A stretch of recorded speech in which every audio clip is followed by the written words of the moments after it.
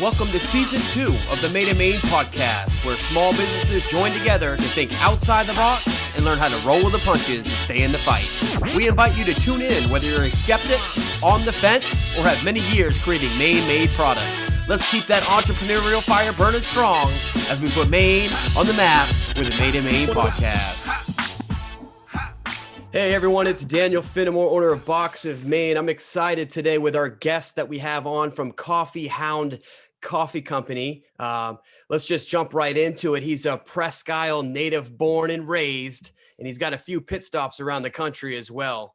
He's veteran. It's a veteran founded and a former member of the 101 First ABN 130 327 Infantry. I probably totally messed that up. I apologize. Cool. He's former competitive pro snowboarder. Wow. I got some questions already. And he's a co-host of the weekly talk radio show called Coffee Conversations. And that's with Kim Mitchell, which that airs on Maine Internet Radio channel, mainly alternative. Oh, plus he founded Coffee Hound Coffee Company in Bar Harbor, Maine in 2013. And he did that with his partner, Jennifer Litterlin. Expanded to a second location at the Sunday River Ski Resort in the winter of 2014. So they've been going at it for a while, but in 2019, they expanded the company again to a full-scale production facility, roasting and branding their own blended and single origin products, adding white label brand production for other companies that also want to shine for their customers and their own fundraising programs. And at the same time, they expanded into the wholesale and retail markets. And they did that with the highest quality, fresh roasted direction, adding pods and pour over products. They got a lot going on, and you're going to get a good coffee experience on this episode of the Made in Maine podcast. So without further ado, we have Chris Keegan joining us. Thanks, Chris, so much for coming on the podcast. You're very welcome. It's nice to be here. I feel like I need to rip my shirt off, and we've got the WWE going on here. It's time for the main event. To rumble. Yeah, absolutely, man. Hey, how are you, Dan? How's everything going? Hey, we're doing good. It's March right now, and it's a beautiful day outside. I want to get outside. Some days, you just want to get work over. Things have slowed down a little bit for us.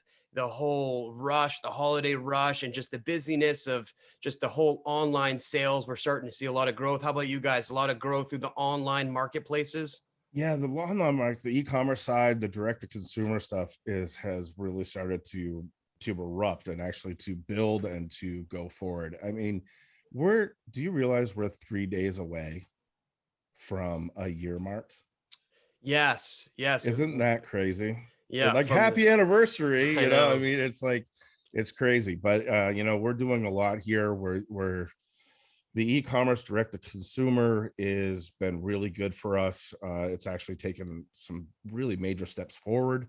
At the same time, we've had distribution companies come on that are distributing it from us in the state of Maine, from Fort Kent area all the way down to Saco, Biddeford. Yeah, I noticed that. I follow you guys on social media a lot as we, we'll talk about how we met and how our companies are working together. But one thing that I've noticed a lot is that, every day it almost seems like you guys are getting your product into other retail chains, retail stores, mom and pop shops, ski resorts. But before we talk about all of that, why don't we bring it back even further from the beginning? We're going to reel it back to the beginning. Let's reel it back to, I'm be honest with you. I love the military aspect. My father was a Navy man, and tell us a little bit about how that started for you. And so, the military was something that I always knew that I was going to do when I was a younger guy, and I mean younger guy because it's almost half my lifetime ago now. Wow. Snowboarding was going really well back in the day, and then all of a sudden we hit this dry pocket in snowboarding where actually companies started pulling away from sponsoring athletes, and I was lucky enough at that point in time to be in the right place at the right time. So the military option came up and I was like, you know what? This is the best time of my life to do this. And so I went in and I was a guard man. I was with the 112th Air Medco out of Bangor. And that lasted about 3 months when I got back from basic training and my schooling. And I was like, I just need to travel the world. I need to get out there and see what's going on. And so I went to the commander and I said, look, I really want to put an application in for active duty. And he said, are you sure? I said, absolutely. Within 3 weeks, I was at Fort Campbell Wow. in Kentucky, 101st Airborne. I was stationed with the 1st Battalion, 327th Infantry, which used to be, if you've watched any military movies and you watched the HBO special Band of Brothers, Yeah, that was a that big one. that was my unit. Oh, wow. So I instantly got put into this. Audie Murphy, if you've ever Yep, heard I've heard of him. that Yep. name, that was in my battalion. That was actually in my company that I was in. That's what the company he was from. And then the Band of Brothers aspect was that was us as well. And so, I mean, we had a bulldog named Bastogne because we were the bastards of Bastogne, and just this rich, beautiful military history. And man, I couldn't have fallen into a better place. It was just awesome. And we got activated for a 6-month tour in Egypt, and I got a chance to spend there. And I'll touch back on that because you're going to Sure. ask me how I got involved in coffee, Yeah. and it's a really cool story there too. So professional snowboarder, Yeah, I that did was a some lot of snowboarding fun. growing up, and That that was a was my lot of fun. dream to become professional, either snowboarding or skateboarding. But that's something that you have to do. You had to be committed and make sacrifices and do it all Yeah. year round, and so that is pretty cool start there for you. It was really cool. I got sponsored really early. I got sponsored in the late 80s. I mean, can you believe I'm even actually saying that? Were you alive in Late 80s. 85, But I 84, can't imagine there was a 85? whole lot of people sponsoring There were a lot of snowboarders. people There was sponsoring. like Yeah, Burton and stuff. the money was there. They were trying to get their brands out. They were really Yep. trying to explode. And so, man, if you could have a cool picture and you were willing to go do some silly stuff, they were like, yep, we'll be part of it with you. And I mean, the money sponsorship came later as you become an athlete. At the beginning, it was like, oh, you had a cool picture, or you got published, or you did really well at this Eastern competition, Yep. Yep. and they chased you, like literally walking across the parking lot, Jake Burton Wow. Carpenter walking next to me and like, so who are you riding for? And I'm like, for you, if you want me, And so, yeah, it was just really cool. It's the right place, right time, talk to the right people. I moved, through a couple different companies because there was no, only the top 1% were making money. Right. That's what I was going to ask you next. Like, how They do you were sign? Do only you sign a contracts? Do they start? at the beginning, it wasn't. Here's 4 free boards and a pair of boots Oh, and just some wear it in your, bindings, yeah. and here's the Which, hey, product that's pretty sponsor. cool. That's the dream for any snowboarders or professional athletes out there, to be able to get a bunch of free gear and be able to Yeah, represent. but now it's much different, and I think that you know if my daughter was like, hey dad, I want to become a professional snowboarder, I want to be a professional skier, I would instantly turn her into, okay, let's start making movies, let's start getting you in front of Sure. film production crews, let's get a PR guy in Portland, they can manage the whole contractual Right. Get an aspects of it, agent. get an agent, get that going. Back in my day, I was the agent, or I had a Right. friend call and I wrote down a bunch of stuff that I wanted from the guy, and we kind of worked it out that way. It So still seems like it's a grind. It's a hustle. It's still self it's promotion. It's like, right. You still got to get yourself very, out there. You got to make those calls. Do you think any of those skills early on, being exposed to that, kind of translated into, start getting this business up and running too? Being I think outgoing, a personality, strong personality. that one of the biggest things that I enjoy about this company, we make great coffee, we have a really good looking brand. I mean, it's selfless promotion here, Mm, but I love the hustle, I love the right. promotion, I loved having the meeting with you you know, like we'll talk about that in a little bit, but I loved meeting you. I loved coming in and saying, hey, what can we do to help you, or what can we do to make this a collaboration. So I really love the branding, the imaging, the getting in front of people, going into the store, getting the store to be excited about us and bringing us in. And I love that. I love that personal connection, which is really old time sales. Because Right. now, what do? You put together a small video, you put together Addy ads, you do this, you do that, and you slam it on the internet, and you get a lot of people getting attention.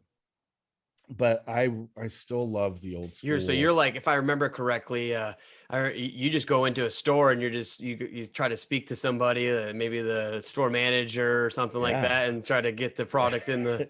Yeah. Hey, Yeah. I got a Hey, product for you. Let me show you you. know what? Hey, I'm a local. We Yeah. do we do this locally. It's the freshest product you have on your shelf, and talk to the center store managers, get it going with Right. that. And we're luckily we're in a major chain now, Yep. but we're in a locals aspect of the major chain. So we haven't really gone to that next Sure. level with Sure. it, but it's still the personal contact. I get to meet the guys in the back room that bring in the product, and I get to put it on the shelf. I get to talk to people in the aisle. I think I actually met your wife that way.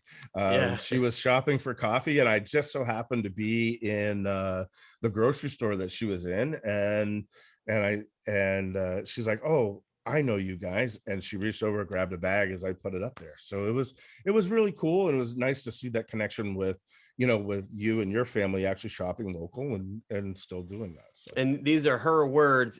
She told me she switched from another. We'll leave their name out, but she switched from another Maine coffee to your guys' coffee because she said that it was a better coffee, it was better priced, and she wanted to support you guys. So those are uh, her words. But tell her let's. thank you, and I'll send the free bag along with the next stuff for you Hey, guys. shameless plug. Let's get it. So for professional snowboarder to Yeah, military man, the yep, military career winds down. yeah. Where do you go from there? You get home, come back home. Well, I deployed to Egypt. I was in the Sinai for 6 months, and it was right after. Matter of fact, I deployed with a broken back in three Wow. places. So I spent a whole year in a clamshell turtle shell with not feeling my left leg and stuff. And in the military, there's two different types of things. You can be part of the solution, or you can be part of the tag on. And I signed my contract. I was going to finish my career, so I took care of myself. And I mean, I still had support from the upper, the officers and the upper non-commissioned officers, and they were very willing to do what I needed to do to be able to get through my 4 years honorable discharge and everything like that. But Got at the it. same time, they were willing to let me take care of myself physically. See, the snowboarding aspect of it, in the 7 years that I rode for other companies and did promotions and competed and everything, I never had I never missed a day for the company on the mountain. Now, it doesn't mean I didn't hurt myself. Right. I actually had a trial, or what I mean by a trial is a competition that would have put me to another level, and I competed in that competition with a broken foot.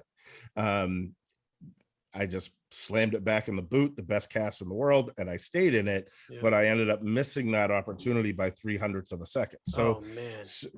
yeah, I wanted to be the second one in my family that was able to wear the USA on my shoulder and have the rings across my chest. Whoa. My grandfather had actually done that back in the 36 Olympics. So I missed that by hundreds, right? Mm. So I wasn't going to get out of the military with a severe injury without finishing my career. Hence, stationed in Egypt, short-term deployment, over 180 days in country. And but this is where I fell in love with coffee. I liked coffee, Yeah. but the Italians were stationed with us. So they had an espresso bar Okay. on post every night. Dan, every night Oh I man, had 2 to 4 to I can 6 smell shots it of right espresso. now. Oh yeah, yeah. It was fantastic. Mm. Well, I ended up making friends with the head chef on the commander's frigate. So he was the head chef on the boat. The barista, believe me, the Italian Navy has a position that is barista. You can be enlisted all the way up Stop to an it! No no. way. Oh man, it would That have is been my cool. dream job. Well, he was on vacation or on leave. So my friend said, "Hey, we have a dinner tonight. Can you come on the boat and help me out with the espresso?" I never touched a machine before in my life. I was scared of this thing. It hisses, it Yeah. sparks, it whatever. So I get on the boat. He teaches me in 20 minutes how to grind the coffee and how to make espresso. In the next 2.5 hours, I made 235 shots of espresso. And as I hear this gentleman, I'm kind of back to I had about this much room. Yeah. I hear this gentleman say, "Hey, can I have a double shot of espresso?" I noticed kind of this Maine Okay. twang, Yeah. right? And I turn around and it's Secretary of Defense, Oh wow.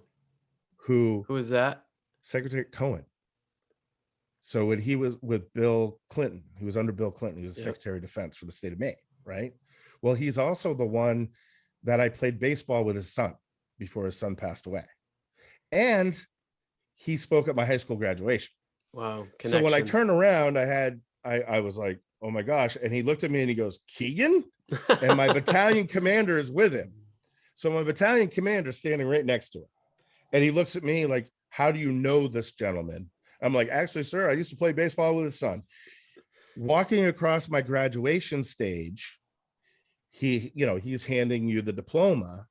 He Yep. stops, gives me a hug. I'm the only one he gives a hug on stage in front of 3,000 people at the graduation, because of our recognition of playing ball with his son and playing a couple different teams when I lived Yep. downstate. So there was just this really cool connection. So for the next 25 minutes, I'm talking to the Secretary of Defense. And I fell in love with the reason why I fell in love with coffee wasn't because just of how good coffee is and what it makes you feel like, but these kind of connections. This is the connection that everything happens in a coffee shop. Yeah. First dates, marriages, divorces, businesses on napkins, um, lifelong friendships, whatever. But it's that connection over this beautiful, rich, chocolatey espresso.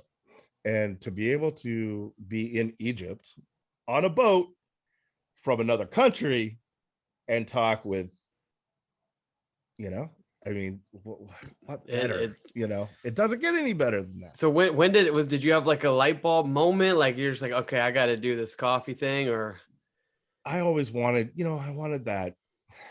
It's really cliche. I wanted that.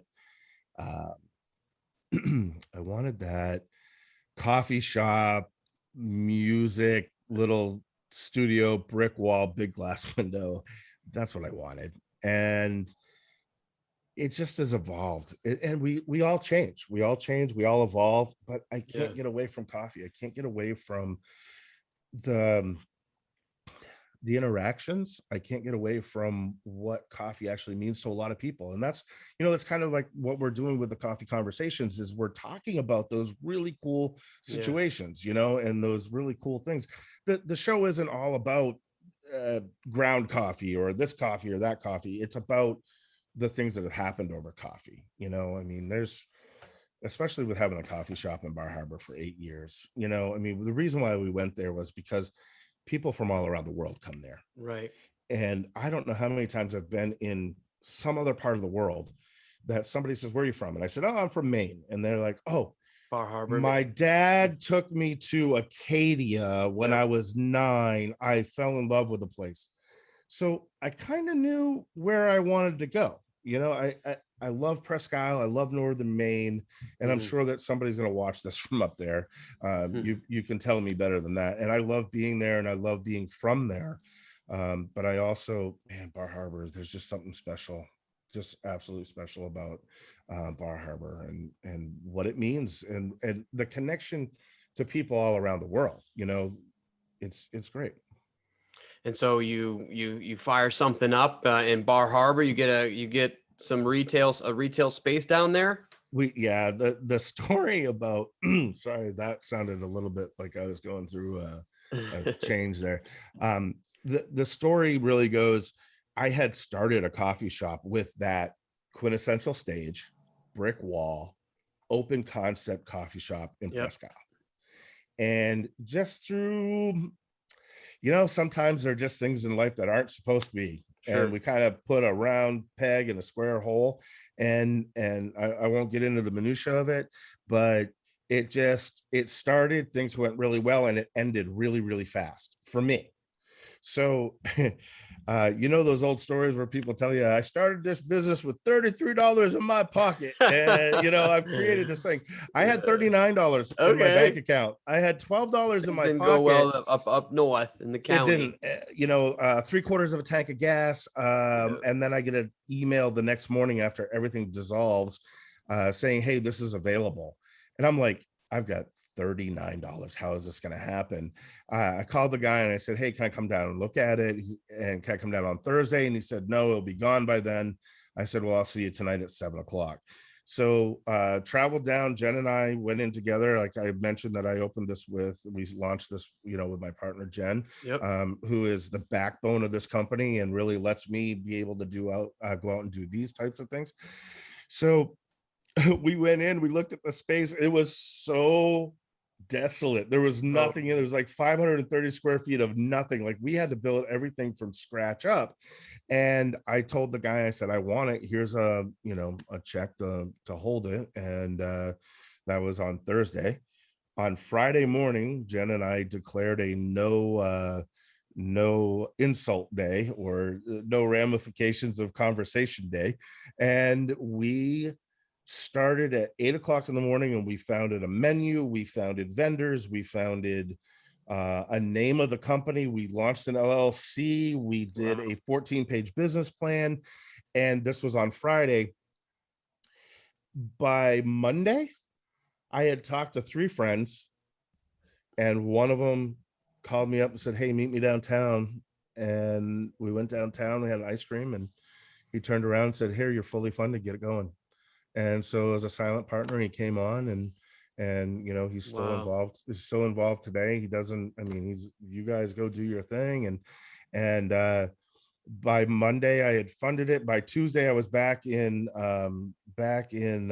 Prescott for my daughter's surgery.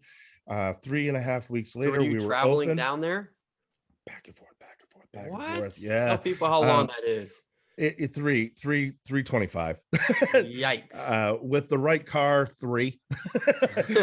With my motorcycle, 2.5. But listen, guys, for those that are listening, this is what you have to have. If you're going to start a business, you got to be all in. You got to be passionate. You got to be willing to drive 3 hours to get this shop to put in those long hours. Like, I think some people think it's going to be a breeze.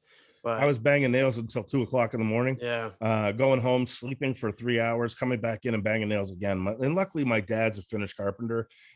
He's like, I've got 3 days. Come on down. I need you.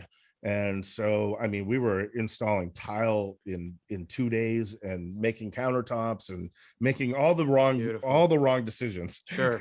You don't put tile and grout on a countertop. You buy metal tables. They're cheaper. But we just went to town on this. Right. And so we made that decision. It took the 3.5 weeks of May. We opened June 6th. I had a conversation with somebody. As a matter of fact, I have the poster on the wall here. When you come over to visit, I definitely want to show it to you. 3 days after we were open, this guy comes walking in with a camera around his neck. And I'm like, dude, nice camera. 3 days, right? So this is how this worked. For 3 days, I sold maybe like 8 coffees, right? I'm like, oh, is this the biggest mistake? And by the way, this is in June in Bar Harbor. This is June 6th in Bar Harbor. Should be opening up and moving now. Yes. Okay. So here's the thing. You just said something that was really important. You just said, this is what it takes, guys, right? Yeah. Well, let me tell you what else it takes. It takes getting funded and only having a reserve of 2 weeks. 2 weeks for labor, 2 weeks for product, 2 weeks for whatever. And I'm 3 days in, and I've sold a total of 80 coffees and 3 lobster rolls. And it's just like, in 2 weeks, I'm gonna be like on the hook for, You thinking Presque Isle all over again? And yeah, I'm thinking, is this gonna work? So right. 3 days later, this guy walks in with a camera around his neck, and I'm like, nice camera. How do you like that? And he's like, oh, I love it. Da, da, da, da. So let me back for just a second. Sure. I love photography. I love being behind the camera. I'll show you some of my stuff. I love it. All of the product stuff on our Facebook, all of the product stuff on our website is my stuff. I shoot all the product here in my light box and do okay, that. now we And know.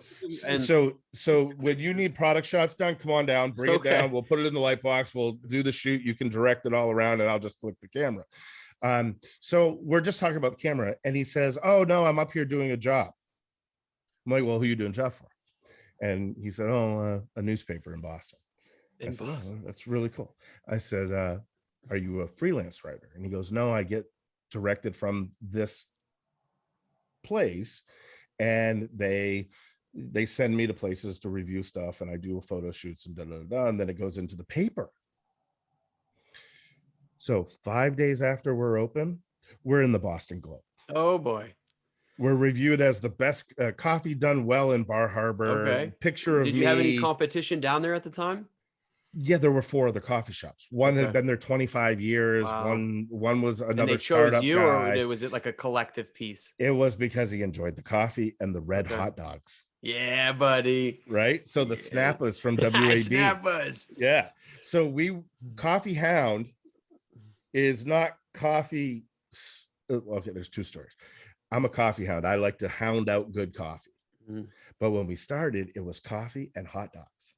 Oh, really? Coffee Hound, right? So my grandmother's secret recipe, Thousand Island dressing recipe for the Reuben dog. It was this. It was bacon. It was hot dogs. Okay, right? Because I wanted a hot dog cart, but Bar Harbor said it would ruin the image of Bar Harbor. Okay, fine. Well, I'll find a storefront. You know what I mean? And so we started this. 5 days later, we're reviewed in the Boston Globe. The next day, I'm opening the door. Literally 20 people. Wow. Are you open yet? Well, I just opened the door. Yeah, we're open. All of a sudden, 5-star reviews, 4-star reviews, 5-star reviews, 5-star reviews. And it went from 0 to like 100. And we were working really hard with our branding. We had the cutesy thing for the first couple of years, and then we tried and we've evolved into more of that modern, more professional, I believe, more professional look. I mean, it's no longer the dog paw with Coffee Hound on it. It's it's really evolving to a very recognizable. And have you rebranded multiple times, or is just this? Yeah, thought so. I mean, the state of Maine needed to be 10% bigger on the bag. You know what I mean? Right. The writing style needed to be different. But it's all these little small details that can really give you that finished product. And you're never, I don't think it's settling. It's like, how do I improve this one thing? All right. How do I tweak this and make it even look better? I think that's what you need to be always thinking about. But I want to make sure that I say one thing for you too. This is what you have to do as an entrepreneur. You have to see where you're going. You have to have a clear vision. Yeah. There's a lot of times that you're spreading muddy water to get to that right vision. And I'm Irish, but I talk Italian. Sorry, so do I. I am Italian. so you can't be afraid to change your image. You have to mature with your image as you mature in a company. And I think it's very needed. But you have to be very careful when you go out and you buy fully branded product that costs a lot of money. Yeah. That you're not changing it in 6 weeks. Exactly. Because then it's that same lot of money. So you have to, I think you start very generic, but with a really nice, crisp picture. And then as you grow with sales and more availability coming in, then you make Exactly. pinpointed I love times it. when you're going to make those steps. Yeah, Yeah. I'm glad that you brought that up because that's something that I'm going to keep talking about for as long as I can because I find that people often move too quick. They want Yeah. that final result right in the beginning, and you just nailed it on the I head. It's mean, it's small little improvements over unless you time. just quit your corporate job, you're taking your 401k Right. and you're taking 100% of that, and you are a multimillionaire already. Right. You're gonna change and evolve. You As have to. small You Maine can't. business starting up, not a lot of them have a whole lot of funding, and so I had 2 weeks, dude. so I that mean, article sorry, really helped out a lot. But also, you mentioned reviews. Reviews are huge, this is guys. It's huge. if if you buy local, make sure you give us some good reviews. We, Drive we that need it. social media, Yeah. and making sure it attaches across your whole aspect.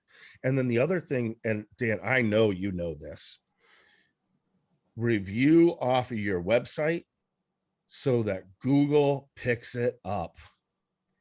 Super important Yeah. that you are pushing, like you've had a great, and and give them 10% every time they leave a good review or whatever. But as long as you're satisfying the customer and they're going back to your website and reviewing on the website, that just drives your Google number. And Yeah. I think that's Very, so very important. important to have that the Google pick up all of that stuff on your website. So Yeah, let's talk about your website. I'm looking at it sure. right now. It looks a lot different within like the past year or so. It looks like you guys redid the whole website. That's another thing where, we're talking about small improvements. It's very clean. I love the fact that you can just go right to the shop page and you get I see everything. I see bourbon aged barrel coffee. I If see you haven't tried that, espresso. you need to treat yourself. I see single serve cup. So where did it start? Did it just start with coffee in a bag? What was your first roast of coffee? What's the best seller? Our first roast of coffee was, not many are going to know this, but it was on our food truck. I took our food truck and I ripped it apart and I put a grill and I made a stainless steel roasting basket. I could roast 7 pounds of coffee at a time with a motor that did 30 revolutions a minute. And we started roasting coffee, turning up the volume, turning down the volume, adding air, Mhm. taking air away. It really allowed us to do the special roast. And that was where our first one was an Ethiopian Harar Yep. honey roast, beautiful roast. And we got it right. And the espresso we got right. And Maya, I don't know if you've met Maya, Yep. our operations and marketing and sales director, who's walking through the building right now, Hi, Maya. sneaking out and Sorry to waving. pop in. And do you want to pop on? No, she No, says she's she's no, okay. I'm She's out of busy here. So roasting. All right. good night. Thank you. And Maya and I 2 days a week would spend time on the truck roasting coffee with a barbecue grill and a spinning thing. And we finally get to the point where we sold enough of our specialty roast that summer that allowed us to put a deposit down on a roaster. Yep. And so we had some very, very close friends know that we wanted to move in this direction. And sorry. Some very, very close friends that knew that was the direction we wanted to move in. And they called me and they said, "Hey, have you found a place yet that you want to put this roaster?" And I said, "No, not yet. We're looking for houses with a big garage. like let's do it at home." And Yeah. and Entrepreneurial. yeah, like, well, how do we kill two birds, one stone? How do we write Yeah. our house off? This, that, and the other thing. Mhm. And we ended up finding a house on a beautiful piece of property because we were in the market for a house at the same time, but there was no garage. And I said, I don't really want to put this business at our home because I don't want to wake up, I've done it. walk across the street, walk across the yard, and then spend all my time Yep. over there. I said, you want me home at a normal time? Put my office 40 minutes away, because then I can work and do Oh my man, let stuff me tell and you, head yeah, it home. is hard to stop when you're that close. It is like, you can't, like, you think my designs would have only changed 6 times by now? It would have been like 25 times because, you just can't stop.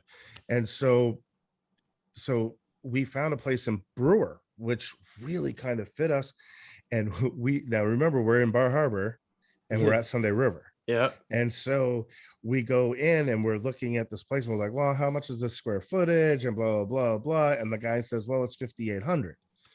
And I'm like, it's 1,000 square feet, $5,800 a month, right? And he goes, no, that's a year. I'm like, sign me up. Now let's get the checkbook out, write the deposit, and we'll figure everything else out, but let's secure the place. And so, we were almost that in Bar Harbor. The yearly number. So now you're in 2 spots though, right? No, unfortunately, COVID, man. Oh, that's right. Bar Harbor's gone. Bar Harbor's gone. Yeah. Our front door is our website. Our website now is our front door. That's COVID why we're really focused on the change of the website. Like you noticed, it is very easy to use. You can go on, you can add stuff in your cart, very easy payment programs. The subscriptions are great and easy, but that's where we had to change to, because so we had to change that, and it's COVID's been a blessing for us. I mean, really realistically, a lot of stay-at-home baristas now, a lot of people that love coffee are staying at home. They're ordering good coffee from different places and trying it out, and we get return customers because they, we tried you guys out, we loved it, and we want to be involved with you guys. They like our product, and they like our little tchotchkes that we give. So I love it. So you got a whole bunch of different kinds on here. You got the area code 207, which is a dark roast. You got a Bar Harbor one, which is a medium roast of Costa Rica and Sumatra. You'll notice the longitude latitude on the Bar Harbor one. Yep. The front steps of the shop. Oh, that's really cool. So that's gonna mean always know where that shop started. Absolutely. I think that's great to know where you guys came from. Don't ever forget that. And also don't lose your vision. So I see nitro stuff on here. I see bourbon. Talk to me about this pour over stuff. I haven't seen a whole lot of that out there yet. Well, you go to a larger city cafe and you can order a pour over coffee, and it takes about 5 to 7 minutes to make, and it's $9 a cup. Well, we don't think that's fair. And if you're out chasing good coffee, if you're a coffee hound, why not take good coffee with you? So now the pour over you can actually take with you, and all you need to do is add hot water. So you pull that out, you put it over the cup, you open the top of it, and you fill it up with hot water, and you let it drain. You fill it up with hot water, you let it drain. Now you can have that exquisite taste of that area code 207, or that really beautiful mild medium roast of the Bar Harbor roast, and you can take it with you. You can put it in your backpack. You can take it camping. You can take it tailgating at the ski resort. You can do whatever with that, or you can take it into your office. Why stop your day if you can have good coffee? Yeah, and we love your coffee. We're glad to be able to work with you guys and get Coffee Hound, work on that, and want to get more. We'll need to talk about how we can get some more Coffee Hound in the box of Maine. This is great coffee, guys. You're definitely going to want to check them out. Chris, why don't you, as we wrap things up, why don't you let everybody know where they can get your coffee at, what locations, your website, and social media? Awesome. Actually, go to our website, www.coffeehoundcoffeeco.com. There is an area where you can find us section on there, because right now, we're in 105 places. You can get us from Parodies in Fort Kent, all the way to Dustin's Bakery in Dover, New Hampshire, and most of the places. I see Bangor, Trade Winds, Natural Living Centers, Hannaford's, all over the place. Callis, Brewer. Looks like you really cover the whole state. Machias, you got Scarborough on here, South China. Like, you guys are really getting out there. The South China one at Toby's Market is fantastic. It's really nice. It's easy to get on your way into Augusta and back out. Even over in Bethel at the Good Food Store. It's a natural food store. You can walk in there and get that. Matter of fact, I get more phone calls from them that they're out of stock than anything else. So I told them just they needed to give us more room on the shelf and move that stuff up. But they're really good friends, and they've been supportive since we started coming out with our own bag. Yeah. So if you're listening and you own a little small shop or a grocery chain, or if you want to, you want to work with Coffee Hound, they'll get you coffee that you can put it in different products. I see that you're working with Spencer's and a couple other different companies where just coffee just mixes well with other Maine made products. So you had Spencer's on, haven't you? Yep. Spencer, you like Jack and his Jack's entrepreneurial drive and great story. So Chris, thanks for coming on. We're going to have to get you back on some more. I feel like we got a lot more that we can talk about. Absolutely. So where can people find you guys on social media? You can find us on Facebook, Coffee Hounds, Coffee Hound Coffee Company on Facebook. You can find us on Instagram at Coffee Hounds. YouTube's coming up. That's going to be launching off here really soon. And who knows, we might go to TikTok too. I don't know. But you can find us on our website. You can find us on Coffee Hound Coffee Company. Awesome. Yes. Thank you so much, Chris. I appreciate it. Dan, thank you so much. It's been a pleasure, and we'll get you on with Coffee Conversations. Sounds good. Well, let's make it happen. See you now. We'll catch you on the next one. Thanks for listening to Season 2 of the Made and Made podcast. We hope that you thoroughly enjoyed this episode and would like to ask you to consider sharing it with friends, family, and your business peers. And don't forget to follow us on Facebook and Instagram. Also, you can find the Made and Made podcast on YouTube, iTunes, Google Play, Spotify, and all other digital streaming services. If you would like to financially support the show and be a part of putting Maine on the map, you can subscribe to us on Patreon or email madeandmadepodcast@gmail.com. So shop local, shop small, and save Maine businesses once and for all.